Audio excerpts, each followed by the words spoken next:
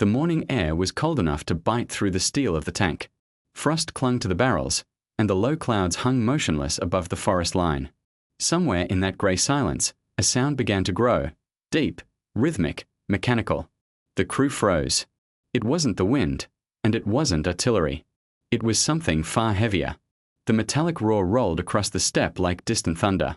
The Soviet tank commander inside a T-34 didn't need to see what it was. Every soldier on that front line already knew the voice of the Tiger. For months, the German Tiger tank had become something close to a legend. Its arrival on the battlefield was said to change the air itself, a presence both terrifying and hypnotic. Crews whispered about shells bouncing harmlessly off its armor, about Soviet tanks turning to smoke before they could even get close. It was a machine built not just for combat, but for fear. And for a time, that fear worked. But what the Red Army would soon discover was that the Tiger's power wasn't limitless. Beneath its thick armor and thunderous engine lay flaws, small, invisible, but deadly to its own kind. And those flaws were not just mechanical, they were philosophical. The very way Germany built its most famous tank carried within it the seeds of its undoing. To understand why, we must step back to its creation, to the time when the German war machine seemed unstoppable, and the idea of perfection on the battlefield seemed within reach. The Tiger wasn't designed in desperation. It was born from arrogance and confidence, from the belief that superior engineering could conquer everything: terrain, weather, even numbers. In 1941, when German forces advanced deep into the Soviet Union, they encountered something unexpected: the T-34. It was fast, sloped, rugged, and simple to repair. It shocked the Wehrmacht's tank commanders. German shells ricocheted off its armor. Its mobility in the mud and snow made their own tanks look outdated. Hitler was furious and inspired. He ordered a new kind of weapon, one that would crush any tank on Earth in a single shot. The result would be called the Tiger. The design process pushed the limits of German industry. Engineers from Henschel and Porsche competed to fulfill Hitler's vision of an invincible tank. The winning prototype from Henschel was a masterpiece of craftsmanship, but also a monument to over-engineering. It was a fortress on tracks, nearly 60 tons of armor, an 88mm gun capable of piercing any Allied tank, and armor so thick that ordinary weapons simply bounced off. In theory, it was unstoppable.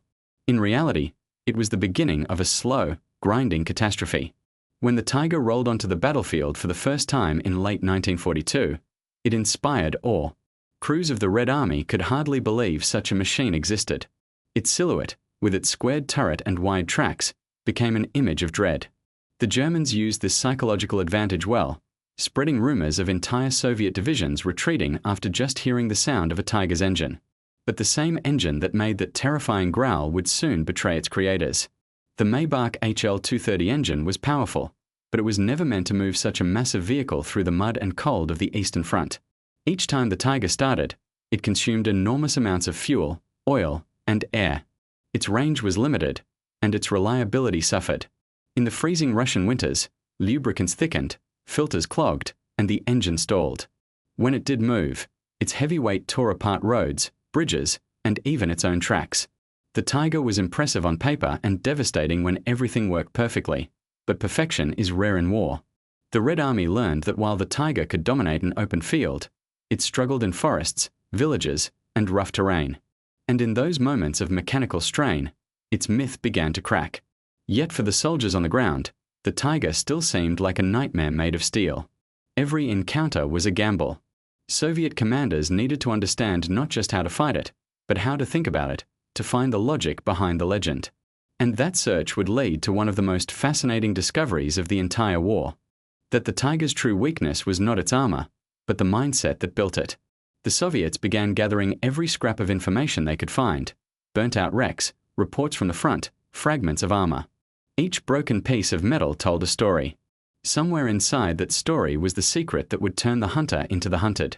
By early 1943, 2 intact Tigers had been captured and shipped to the testing grounds at Kubinka near Moscow. For Soviet engineers, it was like dissecting a mythical creature. The mighty Tiger, once untouchable, now sat silent under the cold light of a hangar. Its armor, its systems, its gun, all were about to reveal their secrets. The engineers were astonished not only by what they found, but by what they didn't. The Tiger wasn't a miracle of invincibility. It was a contradiction, powerful but fragile, precise but impractical. The Soviets realized that the Germans had built a weapon too perfect for its own good. It was a tank that demanded flawless conditions: clean fuel, trained crews, smooth ground, constant maintenance. In the chaos of the Eastern Front, such perfection simply didn't exist. The tank that had once symbolized German superiority was beginning to show its limits. And for Soviet commanders, that knowledge was priceless. They now understood that this mechanical giant had an Achilles heel, not in its steel, but in its soul. The Tiger could frighten men, but it could not frighten reality. The first time the Tiger faced combat, it was not on an open plain where its gun could dominate, but in a swamp. September 1942, near Leningrad. The German High Command was eager to unveil its new superweapon, confident it would break the siege and change the course of the campaign. 4 Tigers, accompanied by several Panzer IIIs, rolled into the muddy terrain of the Soviet front. It was meant to be a demonstration of invincibility. Instead, it became a lesson in hubris. The ground, softened by autumn rain, swallowed the tanks almost immediately. The massive tracks churned helplessly in the muck. The Maybach engines roared, straining, overheating, and stalling. Soviet artillery soon found the immobile beasts and rained shells upon them. One Tiger's engine caught fire. Another sank so deep that its crew had to abandon it. What was supposed to be a showcase of German engineering became a warning sign. Even the most advanced tank in the world was powerless against mud, logistics, and poor planning. The German propaganda machine, however, told a different story. In official reports, the Tiger was described as a triumph, a symbol of German superiority. Photos of its massive gun appeared in newspapers and magazines, accompanied by dramatic captions about unstoppable armor. On paper, it had no rival. In practice, it was a luxury car sent into a demolition derby. Back in Germany, production began at full speed. Each Tiger took more than 300,000 man-hours to build, an astonishing figure compared to the simplicity of Allied tanks. The T-34 could be welded together in days, the American Sherman in even less. The Tiger, by contrast, was handmade. Each part required precision fitting, each gearbox and turret assembled with near-jewelry craftsmanship. It was a masterpiece and a logistical nightmare. By the end of 1942, only a few dozen Tigers had reached the front. They were powerful, yes, but rare. Each one demanded constant maintenance, vast amounts of fuel, and a crew trained to perfection. Spare parts were hard to come by, and when a Tiger broke down, it often had to be abandoned or destroyed to prevent capture. The very qualities that made it fearsome also made it fragile.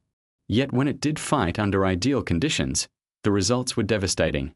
The Tiger's 88mm kilowatt K-36 cannon could destroy a T-34 from more than 2 kilometers away, long before the Soviet crews could even return fire. Its armor could shrug off most Allied shells at normal ranges. For the crews inside, it felt like being in a fortress. For the soldiers facing it, it felt like trying to stop a moving wall. Reports from the front spoke of Tigers halting entire Soviet offensives. One tank could hold ground that would normally require a battalion. Soviet commanders began issuing specific instructions for handling encounters with Tigers, to use flanking maneuvers, ambushes, and coordinated artillery fire rather than head-on attacks.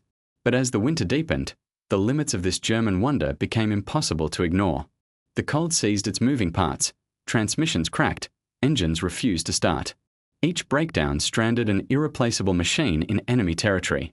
The same tank that terrified the battlefield also terrified the supply officers responsible for keeping it running. In contrast, the Soviet T-34 was like a peasant's tool, rough, simple, and reliable. It could start in freezing weather, wade through snow and mud, and be repaired with basic equipment. German engineers viewed such simplicity as primitive. But simplicity, as it turned out, was the ultimate form of survival. By early 1943, word of the Tiger's mixed results reached both sides. To the Germans, it was still a weapon of pride, proof of technological genius. To the Soviets, it was a challenge to overcome, a mystery to solve. They knew it could be beaten, but not yet how. That answer came in the aftermath of Stalingrad. Among the wreckage and frozen plains, Soviet troops found their first nearly intact Tiger, bogged down and abandoned during retreat. Engineers were astonished by its complexity: overlapping wheels, intricate suspension, thick steel plates machined with perfect precision. It was beautiful, yes, but also overthought. Every part was heavy, expensive, and slow to produce. At the Kubinka Proving Grounds, Soviet testers began firing at the captured tank from every angle. The results were surprising. The front armor was nearly invincible, but the sides, especially near the tracks and lower hull, were vulnerable. The massive machine was only as strong as its weakest angles. A well-placed shot, even from a medium tank or anti-tank gun, could disable it. From those tests came new tactics. Soviet tank crews were taught never to engage the Tiger directly from the front. Instead, they would draw it into ambushes, use mobility to strike its flanks, and coordinate with artillery to pin it down. The myth of invincibility began to fracture. Still, the psychological power of the Tiger remained unmatched. Crews spoke of its silhouette appearing through smoke like a ghost. When a Tiger entered the battlefield, all eyes turned to it, allies and enemies alike. Even the sound of its engine, that deep, guttural rumble, carried through the forest like a warning from another world. But while the Tiger's legend grew louder, the truth inside Germany was growing quieter. Factory reports told of shortages in steel and rubber, of engines failing after only a few hours, of entire production runs delayed because of bombings or lack of parts. The more perfect the Tiger became, the fewer of them could be built.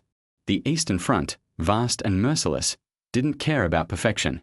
It demanded quantity, speed, adaptability. And that was something the Tiger could never offer. The machine built to dominate the world was already beginning to lose a different kind of war, the war of numbers, time, and endurance. Somewhere on the steppe, a Soviet tanker adjusted his periscope, scanning for that unmistakable shape in the distance. The fear was still there. But now, behind the fear, there was knowledge. Knowledge that even the strongest armor has cracks if you know where to look. By the spring of 1943, the legend of the Tiger had spread across every front. German propaganda posters called it the Invincible Beast, a weapon that would restore momentum after Stalingrad. The very name Tiger evoked primal strength, untamed, fearless, unstoppable. But legends have a way of hiding their own weaknesses, and on the Eastern Front, reality was beginning to speak louder than myth. The Germans prepared for a massive summer counteroffensive, Operation Citadel, aimed at crushing the Soviet bulge around Kursk. It would be the largest tank battle in history, and the Tiger would take center stage. More than 100 of them were gathered, alongside new Panther tanks, each one expected to perform like an army unto itself. Commanders believed that sheer firepower and superior design would erase the memory of Stalingrad. But the Red Army had learned. They had studied the Tiger, they had tested it, and they had built their defense around its every strength and flaw. In July 1943, when the Tigers rolled forward across the rolling fields near Kursk, they met not the frightened Soviet divisions of 1941, but a wall of fire and steel. The ground shook with the roar of artillery. Mines littered the fields, anti-tank guns waited behind camouflaged nets, and Soviet engineers had prepared every trench and ambush with mathematical precision. At first, the Tigers advanced confidently, their armor deflecting shells that would have destroyed lesser tanks. Their 88mm guns struck with terrifying precision, turning Soviet positions into clouds of dust. For a few hours, it seemed the old magic had returned, the sense that German engineering could bend the laws of war. Then came the counterfire. Dozens of T-34s appeared from the smoke, moving fast, low, and coordinated. They didn't attack head-on. They circled, darted, flanked, striking from angles the Tigers couldn't easily defend. Artillery zeroed in on immobilized tanks. When a Tiger lost a track, it became a stationary target, and once stuck, even its mighty gun couldn't save it. The battlefield became a chaos of smoke and noise. Soviet air support arrived, bombing the narrow roads behind the German lines, cutting off supplies and recovery vehicles. German repair crews worked under fire, struggling to rescue disabled Tigers before they were captured. The overcomplicated transmission systems failed under stress, and the once proud beasts found themselves trapped in the very terrain they were supposed to dominate. By the end of the first week of fighting, the myth of invincibility was visibly cracking. Many Tigers had been destroyed, not by direct hits, but by breakdowns, fuel shortages, or immobilization. Mechanics often had to blow up their own machines rather than let them fall into Soviet hands. The Red Army collected the wrecks, studied them again, and updated their tactics with every encounter. For the soldiers on both sides, the Tiger had transformed from a symbol of terror into a symbol of inevitability, a machine that could inspire fear, yes, but also one that was destined to fail under pressure. Soviet troops began to view it differently. It was no longer a monster, but prey, dangerous, powerful, but vulnerable if handled the right way. One Red Army sergeant later recalled his first time facing a tiger. At first, we thought nothing could touch it. The shells bounced off like pebbles. But when it hit a mine and stopped moving, it was just a steel box. We circled around, aimed at the sides, and kept firing. When it burned, we realized it was no god, just another machine. This shift in perception was crucial. The Soviet forces began to attack with confidence, understanding that even the strongest armor couldn't protect a crew forever. They developed teams specialized in hunting tigers, small groups equipped with mines, Molotov cocktails, and anti-tank rifles. Their job wasn't to destroy the tank outright, but to disable it, force the crew to abandon it, and let artillery finish the job. Meanwhile, inside the German command, frustration grew. Reports from the front painted an uncomfortable picture: mechanical breakdowns, endless maintenance demands, and the impossibility of producing enough spare parts. A Tiger needed almost as much support equipment as a small company of infantry: fuel trucks, maintenance teams, recovery vehicles. It wasn't a weapon of war anymore. It was a logistical empire on tracks. In the chaos of Kursk, commanders realized that the Tiger's greatest strength, its complexity, was also its greatest curse. It was too valuable to risk, too heavy to move quickly, too intricate to repair easily. It demanded perfect conditions that no longer existed. As the summer faded, the Germans withdrew. Kursk was a turning point, not just militarily, but psychologically. The Red Army had proven that no machine, however advanced, could compensate for strategy, endurance, and will. The Tiger had terrified them once, but now it only reminded them of an enemy growing desperate. On the German side, the disillusionment was quieter, more personal. Crews still respected their tanks. They admired its engineering, its accuracy, its protection. But they also knew that every kilometer forward increased the chance of never coming back. The Tiger was powerful, yes, but it was also a trap. By late 1943, the battlefield that once favored German innovation now punished it. The Soviet Union had adapted, learned, evolved. The Tiger had not. It was still fighting the war it was designed for: open plains, decisive strikes, short campaigns. But the Eastern Front was no longer that kind of war. It was a war of attrition, and in attrition, simplicity always wins. As autumn turned to winter, the remaining Tigers withdrew into defensive positions. Their engines coughed in the cold. Their crews, once proud of commanding the most feared weapon on Earth, now listened to the distant rumble of T-34s approaching and wondered if the next battle would be their last. The months following Kursk marked the beginning of a slow, irreversible shift. What had once been the pride of German industry was becoming a burden it could barely carry.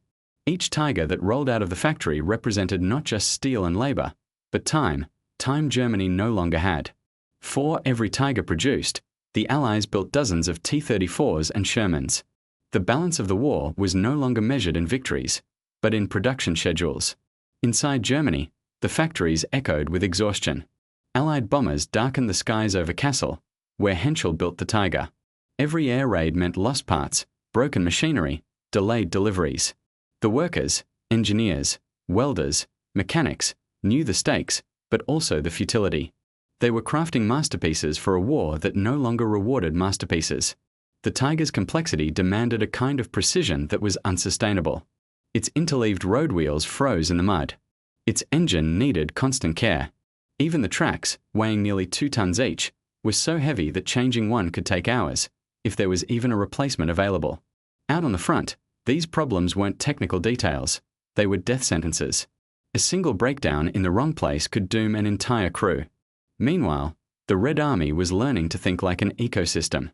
Their strategy was no longer to match German technology with technology, but to turn the very landscape into a weapon.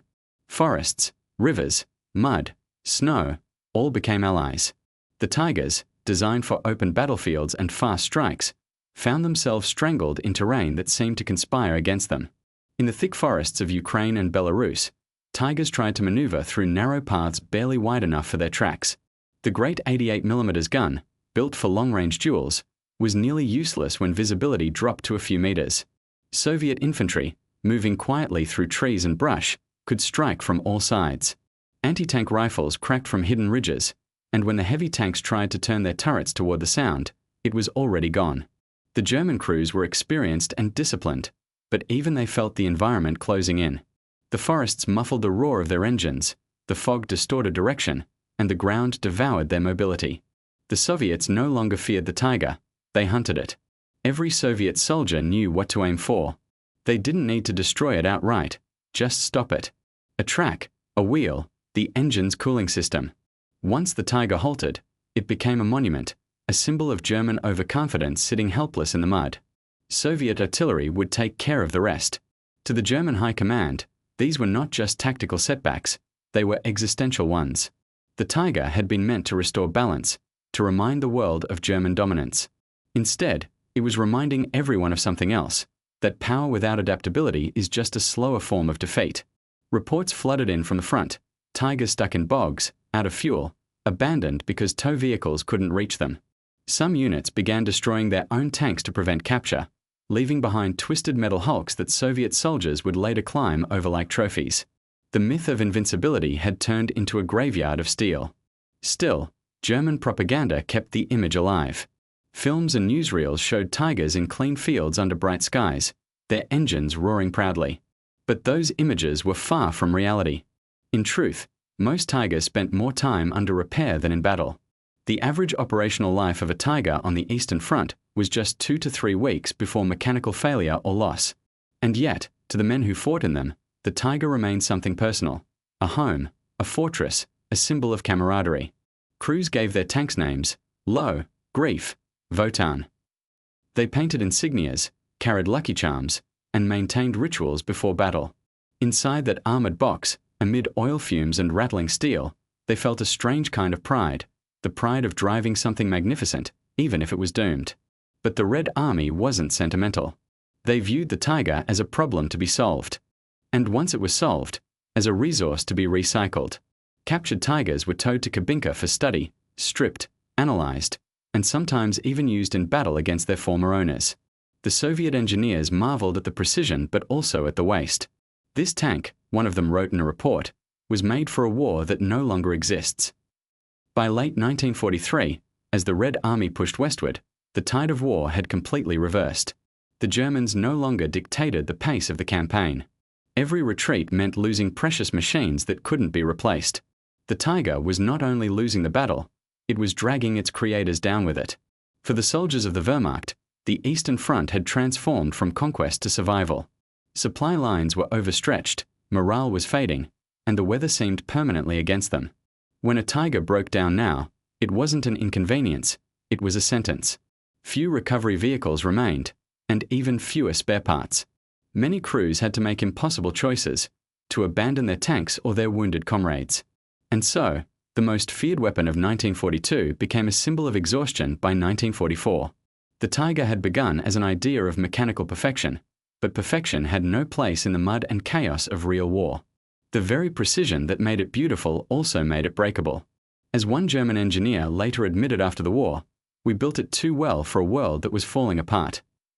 As 1944 dawned, the German High Command faced a bitter truth. The Tiger, once hailed as a masterpiece of engineering, was no longer enough. The war had outgrown it. On every front, the Reich was being pushed back, and the machines that once symbolized dominance were now reminders of overreach. Yet rather than simplifying, the response was to double down. If the Tiger had failed to hold the line, then perhaps a bigger, stronger Tiger could. Thus was born the Tiger II, the King Tiger. It was a tank that defied reason. Heavier, thicker, and even more complex, it represented the peak of German armor design and the depths of Germany's strategic despair. The King Tiger weighed nearly 70 tons, its frontal armor up to 180 millimeters thick. It could withstand almost any Allied gunfire. Its 88 millimeters kilowatt K-43 cannon was even more deadly than before, capable of piercing a Sherman from 3 kilometers away.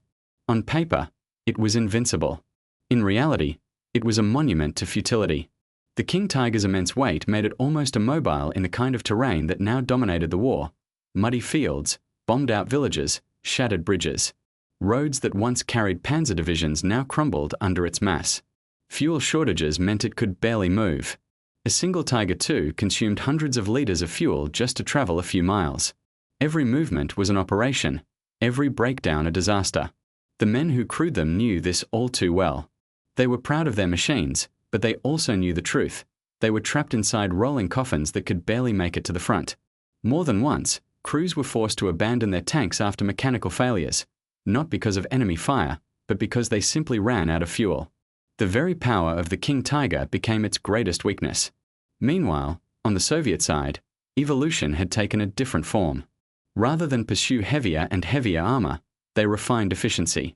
The T-34 was upgraded with a larger 85mm gun, giving it a fighting chance even against the Tiger. The IS-2 heavy tank appeared, combining firepower with reliability. Soviet engineers focused not on perfection, but on practicality, how to mass-produce, repair, and replace quickly. The Soviet doctrine by 1944 had matured into something the Germans had once believed impossible: speed-based superiority. Instead of engaging in direct duels with German armor, Soviet forces fought with movement, coordination, and deception. They used camouflage, false retreats, and sudden flanking strikes. Entire tank brigades would disappear into forests only to reappear miles away behind German lines. For Tiger crews, this new kind of warfare was disorienting. Their tanks were designed for decisive engagements, but there were no decisive engagements left, only confusion, constant retreat, and sudden ambushes. The forests of Belarus, the marshes of Poland, and the rolling plains of Ukraine all became mazes where visibility was limited and mobility was everything. Soviet commanders learned to use terrain like a weapon. They studied the ground, planned ambushes where the heavy German tanks would be forced into narrow routes, and struck when the Tigers were most exposed. The Red Army's artillery and air support worked in tandem, cutting off escape routes and destroying repair columns before they could reach their stranded machines. And then there was the psychological transformation. The Tiger had once been the nightmare of the Eastern Front. Now, it was the hunted. Soviet soldiers no longer froze at the sight of its silhouette. Instead, they saw opportunity, a prize to be claimed, a symbol to be toppled. Stories spread across Red Army units of crews taking out Tigers with ingenuity and teamwork, a well-placed mine, a coordinated strike, a perfectly timed artillery barrage. The Tiger's greatest asset, its reputation, had become a liability. Wherever it appeared, Soviet units concentrated fire and attention on it, swarming it with every available weapon. Even when a Tiger managed to destroy several enemy tanks, it rarely escaped the battlefield intact. It was too slow to flee, too heavy to recover, too precious to abandon. German officers began referring to the Tiger as a command magnet, a machine that drew both glory and destruction. Each new Tiger loss was not just a tactical defeat but a symbolic one. And for every Tiger that fell, the Reich's morale sank a little further. In Berlin, designers were already sketching even larger machines, super heavy tanks like the Moors, weighing over 180 tons. It was engineering genius detached from reality. The factories couldn't keep up, the front lines couldn't support them, and the war itself was moving faster than these machines could drive. The dream of technological supremacy had turned into an obsession, one that drained resources from everything else Germany desperately needed. By contrast, Soviet industry was now operating like a living organism. Factories deep in the Urals produced tanks around the clock. Train convoys moved supplies, fuel, and reinforcements in endless rhythm. The war machine of the USSR was crude but unstoppable, a tide of steel and willpower that no single weapon could hold back. By mid-1944, when Operation Bagration began, the Soviet offensive that annihilated the German Army Group Center, Tigers and King Tigers were scattered across the front like relics of another era. They were powerful but irrelevant, magnificent but doomed. Soviet forces advanced not by outgunning them, but by outpacing them. Entire German formations were encircled before their tanks could even join the fight. The once feared Tigers found themselves cut off, out of fuel, and surrounded. Crews destroyed their machines rather than let them fall into enemy hands. The sky above belonged to Soviet aircraft, and the roads ahead were filled with retreating columns. Somewhere near Minsk, a German officer watched his King Tiger sink slowly into the mud as his unit retreated. He didn't curse or cry, he simply saluted it. The machine had done everything it could. But no machine could fight a war that had already been lost. By late 1944, the Tiger had become a paradox, a weapon both feared and forgotten. On paper, it was still one of the most formidable tanks in existence. On the battlefield, it was a ghost, appearing in smaller and smaller numbers, often too late to change anything. As the Red Army rolled westward, the once vast German front was collapsing into fragments. In the ruins of villages, in the frozen forests of East Prussia, and later in the shattered streets of Poland, The last Tigers stood as lonely monuments to a fading empire. In East Prussia, where the German army once launched its proud offensives, the landscape had turned into a nightmare of retreat. The frozen roads were clogged with refugees, broken vehicles, and the endless noise of artillery from the east. A few remaining Tiger units were deployed to hold the line, not to win battles, but to delay the inevitable. Their crews knew this. They no longer fought for victory but for time. One of those men, an experienced commander named Otto, had driven his Tiger since Kursk. The machine was scarred, patched together with parts scavenged from wrecks. The crew had slept inside it through snowstorms, repaired it in the dark with numb fingers, and driven it through landscapes that looked more like the moon than the earth. Otto once told a comrade, "The Tiger isn't a tank anymore, it's a bunker with tracks." And he wasn't wrong. The Tiger's engine roared like a dying beast. Every start required prayer and luck. Its guns still had power, but ammunition was scarce, and fuel scarcer still. Many Tigers were now used as stationary defenses, dug into the ground, turret barely above the snow, waiting for the Red Army to come. When they fired, they could still destroy anything in their path, but they were surrounded within hours. The Soviets knew better than to waste time in direct duels. Their tanks bypassed strongpoints, leaving them isolated. Infantry and artillery took care of the rest. Sometimes, when a Tiger's fuel ran out, its crew simply abandoned it and joined retreating soldiers on foot. By then, few believed the tank could change anything. Yet the myth persisted. In Soviet briefings, the Tiger remained a creature to be respected. Soviet tankers told each other to stay cautious, not because the Tiger could win the war, but because even a single one could make a difference in the wrong place. Its gun could still punch through the armor of a T-34 like paper. A well-placed ambush could destroy an entire platoon. In the battles for Warsaw and later East Prussia, that respect was tested. As the Red Army pushed through Poland in the winter of 1945, German defenses grew desperate. The last Tiger II battalions were thrown into action, often with inexperienced crews. Some were teenagers, barely trained. Others were veterans who had fought since the beginning of the war, now surrounded by chaos. In Warsaw, a Tiger II rolled through the snow-covered ruins of the city, its massive tracks crushing bricks and debris. Soviet artillery rained down from every direction. The tank's gun fired once, twice, each shot echoing down the empty streets. But when the crew tried to move again, the engine stalled. Fuel lines had frozen. Within minutes, the Soviet infantry swarmed the area, and the machine that had once terrified nations was silent again, its crew gone into the smoke. The further the Soviets advanced, the clearer the pattern became. The Tigers weren't defeated in fair fights. They were consumed by the scale of the war. They could destroy dozens of tanks, but hundreds more would come. Every destroyed Tiger left a crater in Germany's industrial capacity, a loss of materials, manpower, and morale that could never be replaced. The German High Command tried to keep up appearances. Official reports described strategic withdrawals, local counterattacks, and heroic defenses. But in private, officers wrote different words: no fuel, no ammunition, no replacements. The once proud panzer divisions were little more than names now, their strength reduced to a handful of machines. For the men inside those Tigers, the war had become a kind of purgatory. They lived in the steel shell that protected them from the outside world but trapped them in their own fate. Every time the engine started, it might be the last. Every time the turret turned, it might jam. Yet they stayed, driven by duty, habit, or perhaps the strange comfort of knowing their fate was bound to the machines. As winter deepened, the Eastern Front turned into a vast plain of fire. Villages burned through the night, searchlights cut through the snow, and the horizon glowed red. Soviet columns moved forward without pause, tanks, trucks, men on foot, endless waves that seemed to erase the map itself. The Tigers fought where they could, holding crossroads, delaying bridges, guarding the retreating refugees. They weren't symbols of victory anymore. They were shields, breaking apart one by one. By the time the Red Army crossed into German territory, the Tiger story was already ending.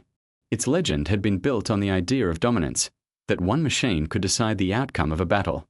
But now, no machine could stand against the tide. The Reich had unleashed its most powerful creations, and the world had answered with something stronger: scale, endurance, and inevitability. Yet even in defeat, the Tiger inspired something different. Not fear, but awe. Soviet tankers who captured or destroyed them often posed for photos beside the wrecks, touching the thick armor with a kind of respect. They knew what it meant to face one and survive. In Berlin, young soldiers whispered rumors that a single tiger could still turn the tide. It wasn't true, but in those final days, hope was worth more than logic. And somewhere, deep in a frozen field, Otto's tiger stood motionless, half buried in snow, its tracks frozen solid, its turret aimed at nothing. Inside, the logbook still lay open on the commander's seat, its last entry written in pencil: "We will hold. Until the end." By the spring of 1945, Berlin was a city made of ruins and echoes.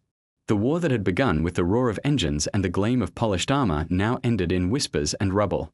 The Tiger, once the crown jewel of the Reich, had become a ghost, its few remaining survivors scattered among the wreckage of a collapsing empire. There were no longer enough spare parts, fuel, or even crews to keep them moving. But still, in the final weeks, they fought. Not for victory. Not even for survival. But because there was nothing else left to do. In the streets of Berlin, the last Tigers rumbled between the shattered facades of old buildings. Their engines coughed and wheezed, leaving trails of smoke in the cold air. The crews were a mix of veterans and boys barely out of school, thrown together in desperation. Some had trained on wooden models because there were no real tanks left to practice on. Now, they faced the Red Army, tens of thousands of soldiers, hundreds of tanks, endless artillery. One Tiger, positioned near the Brandenburg Gate, had a hand-painted message scrawled on its side: "Für das Vaterland, to the very end." Inside, the crew sat in silence, listening to the distant thunder of approaching Soviet guns.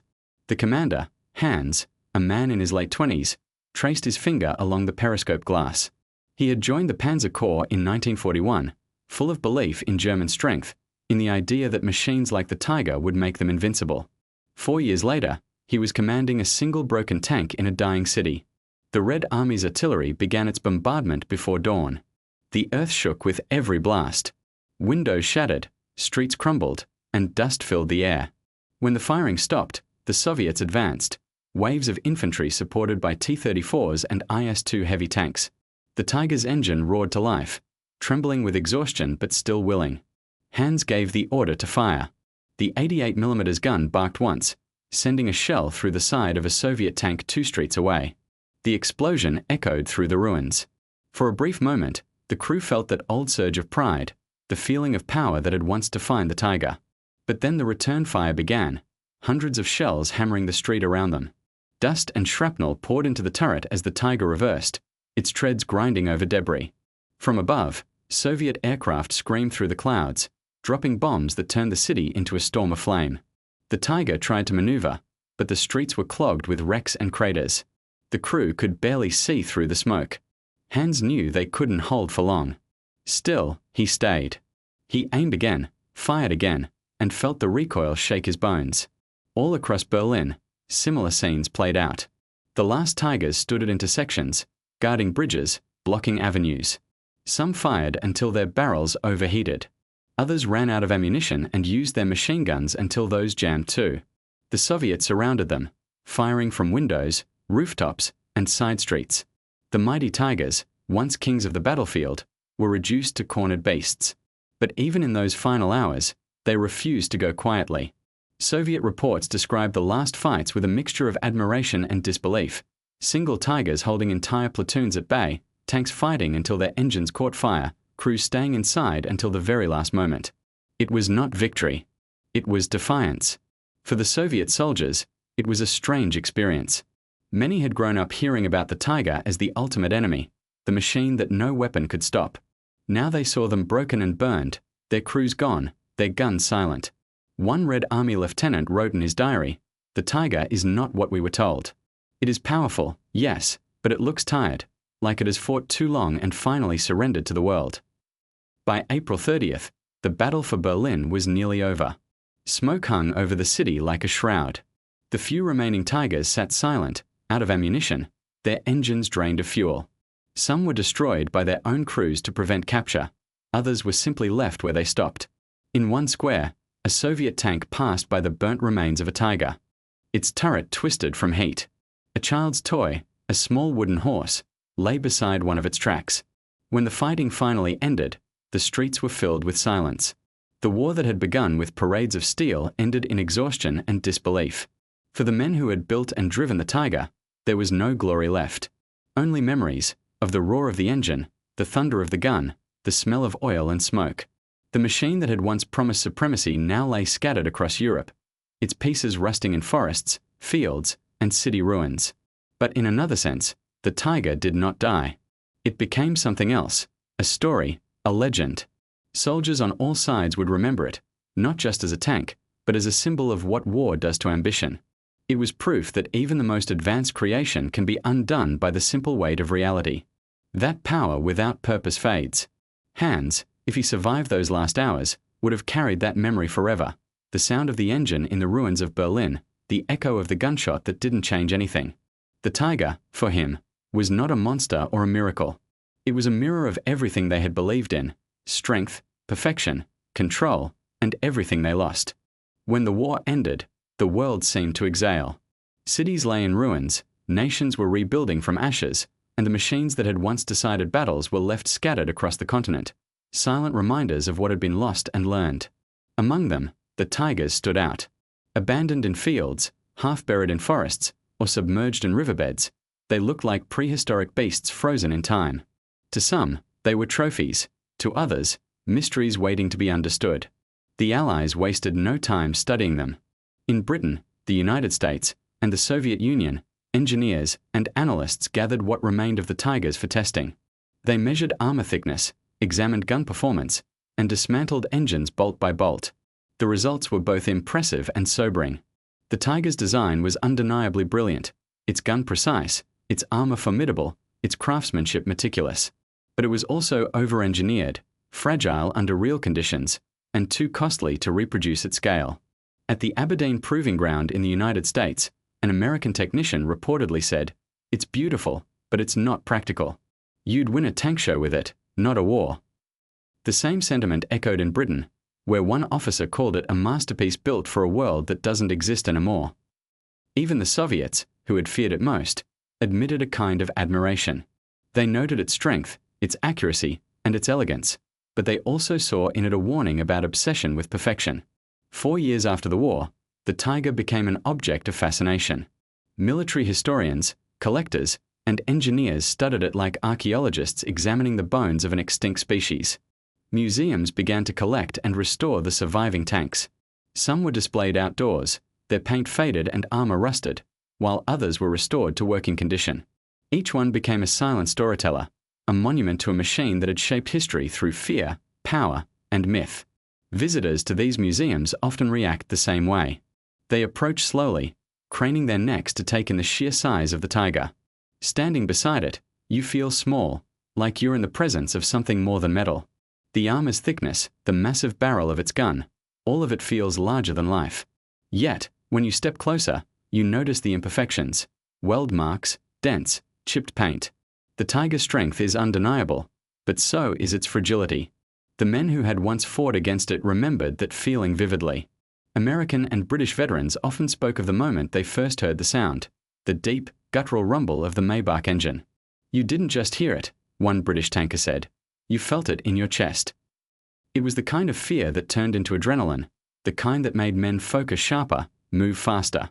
And when they finally saw one destroyed, it was like watching a myth fall apart. In the decades after the war, the Tiger became something more than a weapon. It became a symbol of human ambition, both its genius and its folly. Books, documentaries, and films turned it into legend. Its image appeared in newsreels and model kits, its name whispered with a mix of respect and awe. It was remembered not as a mere tank, but as the tank, the embodiment of mechanical power at its peak. But behind the legend lay truth. The Tiger had never been invincible. It had been feared because it was new, unknown, and larger than life. Its success came not from quantity but from psychology, from the way it made soldiers doubt themselves before the first shot was fired. Once the illusion broke, it was just another machine, bound by the same laws of physics, mud, and time as any other. The Allied engineers who studied it understood this. They admired its design, but they learned from its mistakes. The next generation of tanks, like the American M48 Patton or the Soviet T-54, would blend strength with simplicity, mobility with reliability. The lesson of the Tiger was clear: complexity without endurance leads to defeat. For Germany, the Tiger's legacy was bittersweet. In post-war memoirs, Many former officers spoke of it with pride, even affection. It was a symbol of German engineering brilliance, but also of misplaced priorities. While it terrified enemies, it also drained resources that could have been used to build simpler, more effective weapons. The Tiger had won battles, but it had helped lose the war. In a way, it lived on beyond steel and oil. Every time someone studied its design, every time a restored Tiger's engine rumbled to life at a museum demonstration, it echoed the same paradox, a machine that was both a triumph and a tragedy. At the Bovington Tank Museum in England, one of the last operational Tigers still runs today. When it starts, the sound fills the entire hall, a low, powerful growl that seems to come from the earth itself. Visitors stop talking. Cameras rise. And for a moment, everyone feels what soldiers once felt 80 years ago. Awe, fear, respect. Then the engine quiets, and all that remains is the smell of oil and a sense of history breathing. The Tiger, once the terror of the front, is now a lesson in humility. It reminds us that power has a cost, that brilliance can blind, and that even the mightiest creations are only as strong as the world that sustains them. Decades after the war, the Tiger transcended its origins. It no longer belonged to the battlefields of Europe, but to the collective imagination of history enthusiasts, gamers, and filmmakers. It had become an icon, a symbol of raw mechanical power, wrapped in mystery and myth. Children who had never seen a tank in their lives could recognize the silhouette of a Tiger. Its flat turret, sloped armor, and massive gun barrel were instantly familiar, like the outline of a predator that never truly disappeared. In films, the Tiger always stole the scene. Whether it was rolling through the smoky villages of Normandy or emerging from the fog in some forgotten forest, the moment it appeared, everything else faded. Directors used it not just as a weapon, but as a character, a symbol of unstoppable force. In movies like Saving Private Ryan, its arrival turned victory into doubt. Even those who didn't know its name could feel its presence. The sound of its engine alone could raise tension more effectively than dialogue ever could. The same transformation happened in games. From early strategy titles to modern realistic simulators, the Tiger was always there, dominating maps, intimidating opponents, teaching players the same lessons soldiers once learned. It was slow, heavy, and powerful, but it demanded precision. To drive a Tiger in a game was to feel both strength and vulnerability, to know that you could destroy anything in front of you, but that a single mistake could end it all. In museums and documentaries, the Tiger became a symbol not only of engineering but of the psychology of war. Historians analyzed its design, comparing it to its contemporaries. Why did it fascinate both sides so much? Why did it inspire so much fear? The answer lay not just in its armor or its gun, but in its aura, the way it captured imagination. It was built to dominate, and even after the war, it continued to do so, this time not through destruction, but through memory. The Tiger's myth also revealed something deeper about humanity's relationship with technology. It showed how easily people can mistake engineering perfection for moral superiority, how machines can take on a life of their own in the stories we tell. The Tiger was never just a tank. It was an idea of invincibility, of control, of a machine that could change destiny. That's what made it so unforgettable. Writers and historians kept returning to it, trying to decode its allure. Some saw it as a metaphor for German ambition, brilliant but overreaching. Others viewed it as a tragic masterpiece, a creation too perfect for the imperfect world that built it. In a sense, both were right. The Tiger was not simply a tool of war, it was a reflection of its time, a monument to the belief that technology could overcome everything, even the limits of human endurance. In Germany itself, the Tiger's image was complicated.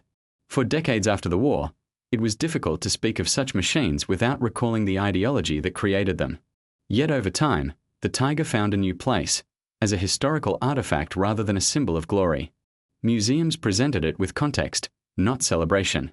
Engineers admired it for its design, while historians used it to remind visitors of the cost behind such brilliance. Meanwhile, in the wider world, fascination only grew. Model makers spent months recreating every bolt and weld.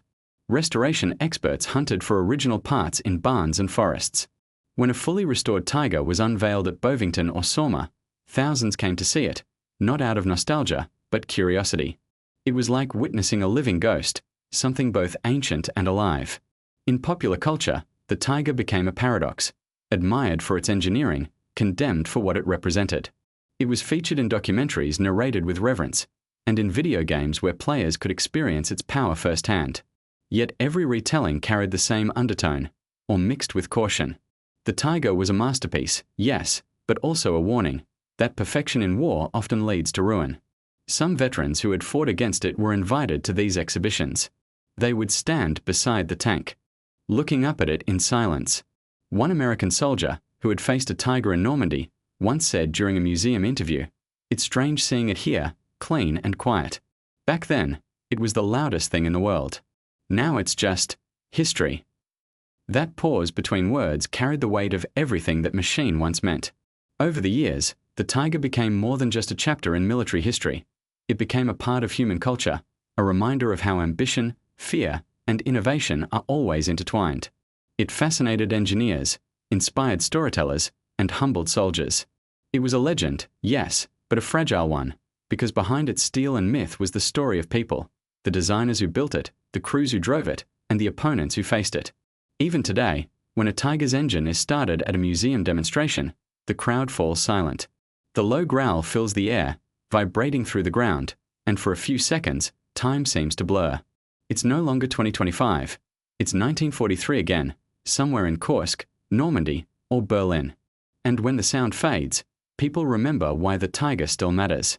It is not about power. It is about memory. About what happens when human brilliance meets human conflict. Time has softened the echoes of war, but the tiger endures, not as a weapon, but as a reflection. It stands today not to intimidate, but to remind. Its story has moved beyond the battlefield into the realm of philosophy, engineering, and memory. When people look at it now, they do not see conquest, they see consequence. The tiger became something larger than metal, a monument to the paradox of human creation, the pursuit of perfection, even when perfection leads to destruction. For historians, it represents a turning point in human thinking about technology and power. The tiger showed that brilliance in design does not guarantee victory, and that strength, when isolated from practicality, becomes weakness. It was the embodiment of ambition without restraint, a machine that pushed boundaries not because it needed to, but because humanity wanted to prove it could. And yet, even as it rolled across battlefields, the seeds of its downfall were already built into its perfection. Engineers studying its remains often describe a kind of or mixed with humility. The precision of its components, the logic of its armor layout, the artistry in its engineering, all these make the tiger a masterpiece of design. But the same precision that made it formidable also made it fragile. It demanded too much, fuel, time, resources, from a nation already stretched to its limit. In that sense, it became a symbol of human overreach, of how the desire to build something unbeatable can lead to defeat. The tiger's story resonates far beyond the war that birthed it. In every field, science, technology, art, people recognize the same pattern, the tension between creation and consequence. It's the eternal question of progress. How far can humanity go before the cost outweighs the achievement? The tiger's answer is quiet but profound. It whispers that progress without wisdom is unsustainable, that brilliance without balance is self-defeating. For those who see it in museums, standing silent under artificial light, the tiger no longer feels like an instrument of fear. It feels like a relic of a lesson learned the hard way. Its rough armor plates and massive gun no longer signify dominance, but endurance, the endurance of a story that continues to teach. Visitors run their hands across the cold steel and realize that this machine, once feared by thousands, is now powerless. And yet, in its silence, it still speaks volumes. Its legend continues not because it destroyed, but because it revealed. It showed the limits of technology and the resilience of the human spirit. It proved that even the most advanced machines are temporary, while the stories they leave behind can last for generations. The tiger's roar has faded, but the questions it raised remain. How much power is too much? What does victory mean when perfection turns into burden? In many ways, the tiger's greatest legacy is what it teaches about humanity itself. Every bolt and plate of armor carries a message, that progress must be guided by purpose, and that creation without conscience leads only to ruin. Its form, once a product of war, has become a symbol of reflection, a mechanical monument to the idea that greatness is not measured by strength alone, but by the wisdom to use it wisely. And so the tiger rests, preserved in steel and story. The forests it once rolled through have grown quiet. The cities it once fought in are rebuilt, filled with laughter, light, and life. The world has changed, but the lesson remains the same, that even the most powerful machine cannot conquer time, and that memory is stronger than armor. Every time its engine starts again, whether in a museum or a reenactment, it is not a roar of domination, but of remembrance. It reminds those who listen that the past is never truly silent, and that even in defeat, history can leave behind something enduring, not fear, but understanding.